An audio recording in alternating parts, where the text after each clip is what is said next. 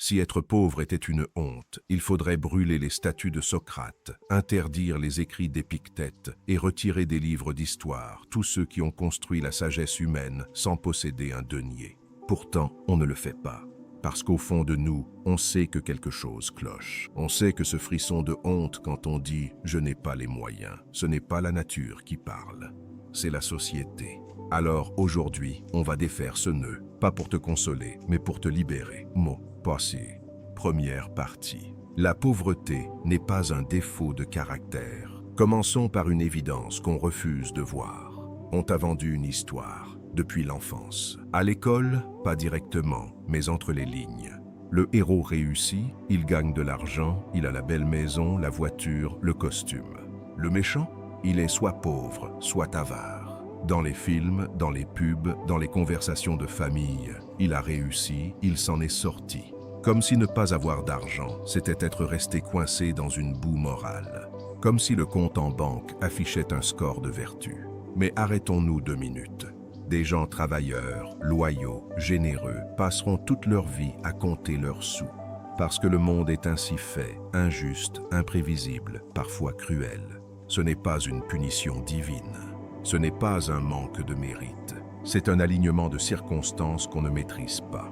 Le stoïcisme nous dit quelque chose de très simple, mais très fort. Tu ne contrôles pas combien d'argent tu as. Par contre, tu contrôles totalement la qualité de ton esprit, ta façon de penser, ta dignité. Sénèque, un homme très riche à son époque, a écrit une phrase magnifique. Ce n'est pas celui qui possède peu qui est pauvre, c'est celui qui désire toujours plus. Pourtant, aujourd'hui, le pauvre est suspect. Si tu galères, on imagine que tu as fait de mauvais choix, que tu as fumé, que tu as claqué ton argent, que tu es fainéant. C'est un mécanisme psychologique bien connu. Le juste monde. On a besoin de croire que le monde est juste. Donc, si tu es pauvre, c'est que tu le mérites. Sinon, il faudrait admettre que cela pourrait m'arriver à moi aussi. Et ça, c'est terrifiant. Donc, la société te renvoie cette image. Pauvre, es-tu coupable? Mais essaye de regarder autour de toi. La caissière qui se lève à 4 heures du matin, les boueurs qui ne ratent jamais un jour, l'infirmière qui console des malades alors qu'elle-même finit ses mois dans le rouge. Ces gens-là sont-ils des moins que rien? Ou sont-ils souvent des exemples de dignité bien plus grands que tous ces influenceurs qui vendent du rêve en appartements loués? Voilà la première clé. La pauvreté financière n'est pas une pauvreté d'âme. Et tant qu'on n'aura pas compris ça, on continuera de marcher la tête basse pour une raison qui n'a aucun sens. Entamons, la deuxième partie. Pourquoi nous souffrons plus du regard que du manque?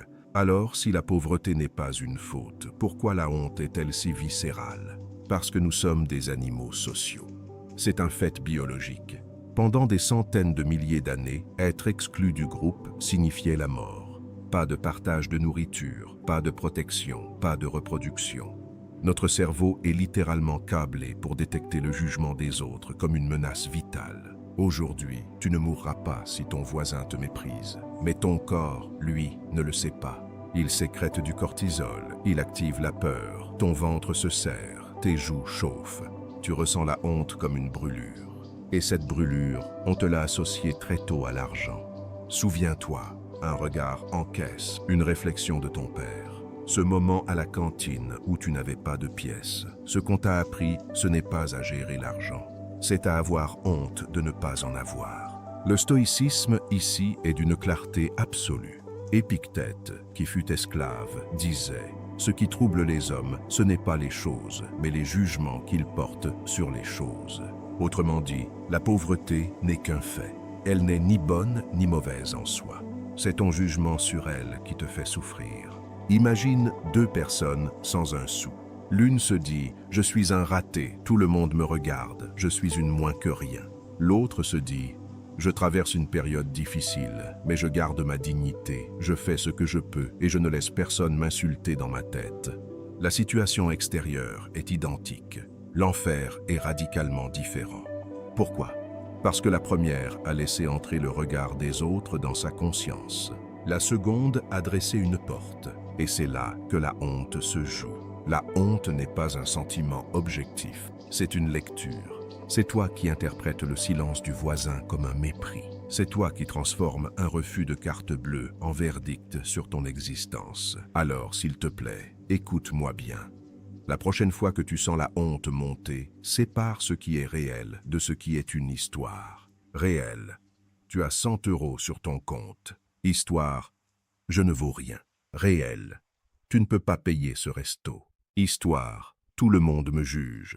Le stoïcien ne nie pas la réalité. Mais il refuse d'ajouter une couche de souffrance inutile. Et cette couche, c'est exactement ce qu'on appelle la honte. Troisième partie. On arrive au cœur du sujet. Pour le stoïcisme, l'argent n'est pas mal. Il est indifférent. Ce qui compte, c'est l'usage que tu en fais. La vertu, elle, n'est pas négociable. Sénèque, encore lui, disait « La sagesse ne consiste pas à éviter les richesses, mais à ne pas en dépendre. » Il s'entraînait régulièrement à vivre comme un pauvre, habits rudes, nourriture frugale, couches dures. Pourquoi? Pour se prouver à lui-même que son bonheur ne tenait pas à son compte en banque. Essaye de faire ça une semaine. Pas pour souffrir, pour tester, pour voir ce qui reste de toi quand tu enlèves le superflu. Tu serais surpris. La plupart des choses qu'on achète ne comblent rien, elles distraient. Et la distraction n'est pas le bonheur. Maintenant, contraste avec notre époque. On vit dans un monde où l'on te dit sans cesse « tu mérites mieux, tu n'as pas assez ». C'est le moteur du consumérisme. Un moteur qui ne s'arrête jamais parce que la frustration est infiniment rentable pour ceux qui te vendent des solutions. Mais le stoïcien regarde ça et il rit doucement. Parce qu'il sait que le vrai luxe, c'est de ne rien devoir à personne, mentalement. Le vrai luxe, c'est de pouvoir perdre tout ce qu'on possède sans perdre son âme.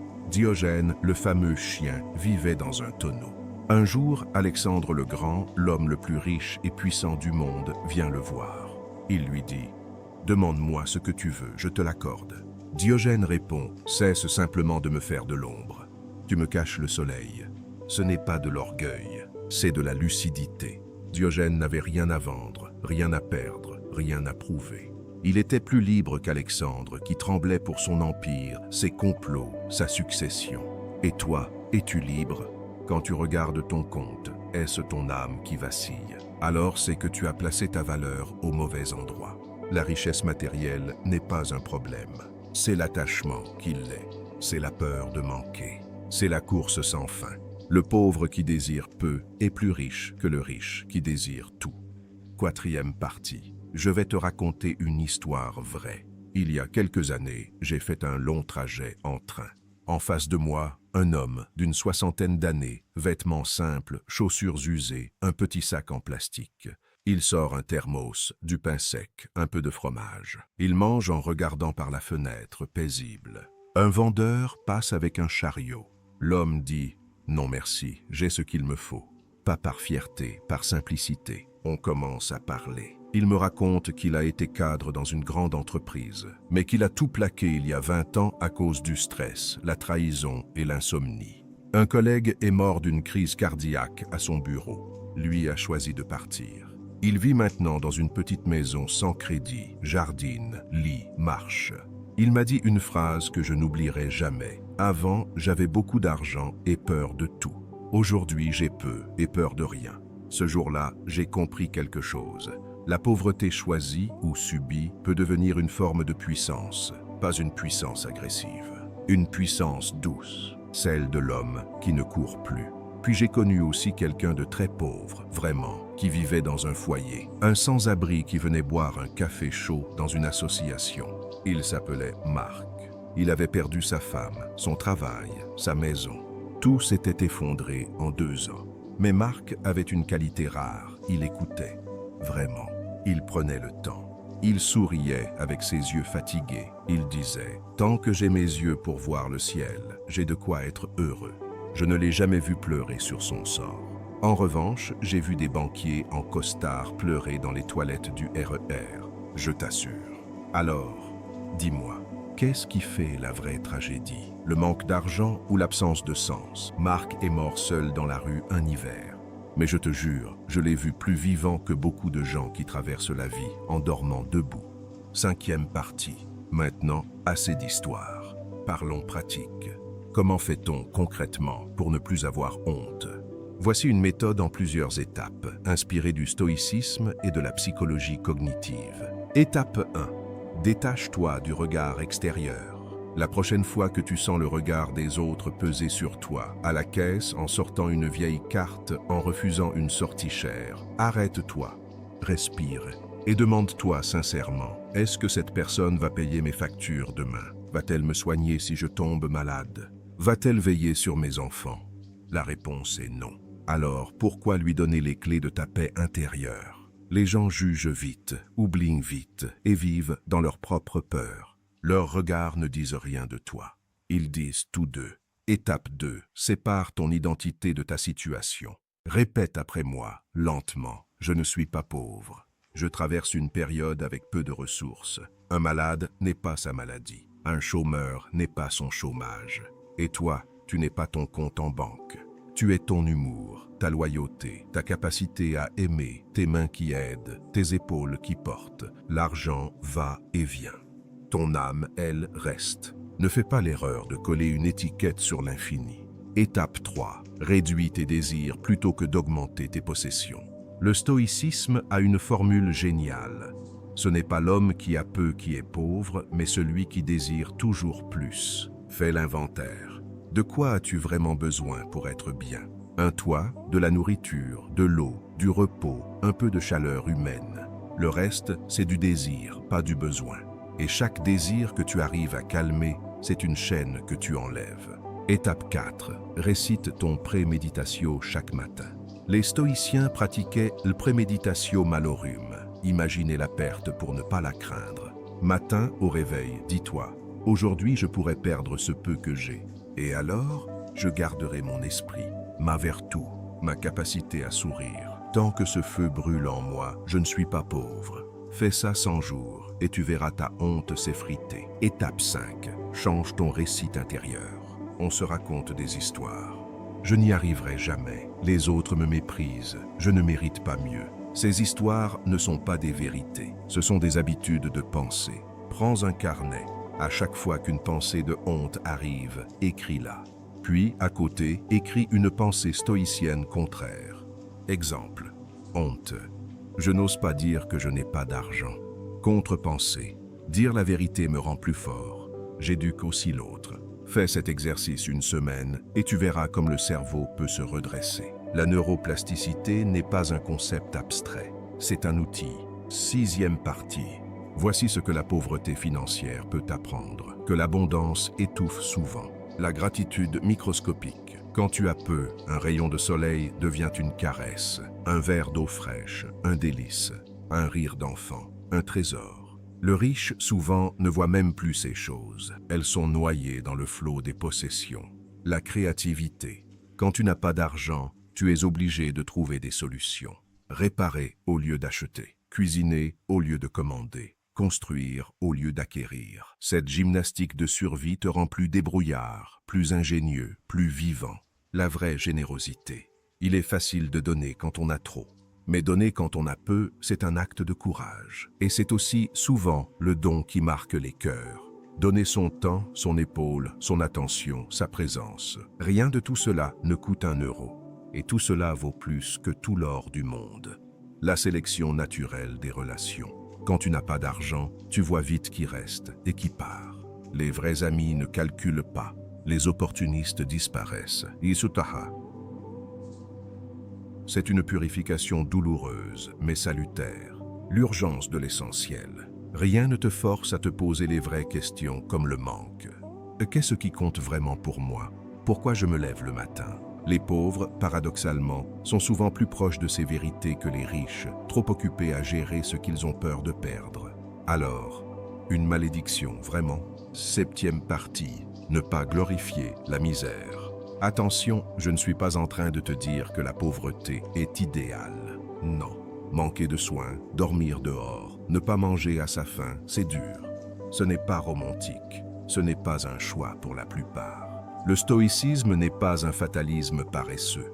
Il ne dit pas « reste pauvre et tais-toi ». Il dit « ne laisse pas ta situation extérieure détruire ta valeur intérieure. Si tu peux t'en sortir, sors-toi de là, avec dignité, sans perdre ton humanité. L'argent est un outil précieux. Il permet de vivre, de soigner, d'aider. Ce n'est pas l'argent le problème, c'est l'idolâtrie de l'argent. Ce qu'on combat ici, ce n'est pas le désir légitime de mieux vivre. C'est la honte, c'est l'autodéchéance. C'est cette voix qui te dit que tu vaux moins parce que tu as moins. Si demain tu deviens riche, et je te le souhaite si c'est pour de bonnes choses, n'oublie jamais ce que tu as traversé. N'oublie jamais la leçon. Ta valeur n'a jamais été dans ton portefeuille. Nous sommes à présent à la fin. Alors, la prochaine fois qu'on te demande combien tu gagnes, souris en toi-même. La prochaine fois que tu refuses un verre parce que le budget est serré, redresse les épaules. La prochaine fois que tu sens la honte monter, dis-lui, tu n'as pas de pouvoir ici. Tu n'es pas ton argent. Tu n'es pas ta carte bleue. Tu n'es pas ton statut. Tu es ce qui résiste à la tempête. Tu es le témoin silencieux derrière tes pensées. Tu es la petite flamme qu'on n'éteint pas. Répète avec moi pour finir. Je ne cours pas après la richesse. Je ne méprise pas celui qui possède. Mais rien, absolument rien, n'achètera ma dignité. Si ce que tu viens d'entendre résonne en toi, si tu veux apprendre à marcher plus léger dans ce monde qui te pousse toujours à en vouloir plus, alors abonne-toi. Ici, c'est le souffle stoïque. On ne vend rien. On partage une vérité. Le seul trésor qui ne disparaît jamais, c'est ta force d'âme. Maintenant, dis-le-moi honnêtement en commentaire. As-tu déjà eu honte de ta situation financière? Et si tu pouvais revenir en arrière, que voudrais-tu te dire à ce moment-là? Un commentaire peut sauver quelqu'un qui lit en silence. N'aie pas peur d'être vulnérable. C'est là que naît la force. Prends soin de ton souffle. Prends soin de toi. La suite t'attend et elle sera plus légère, je te le promets.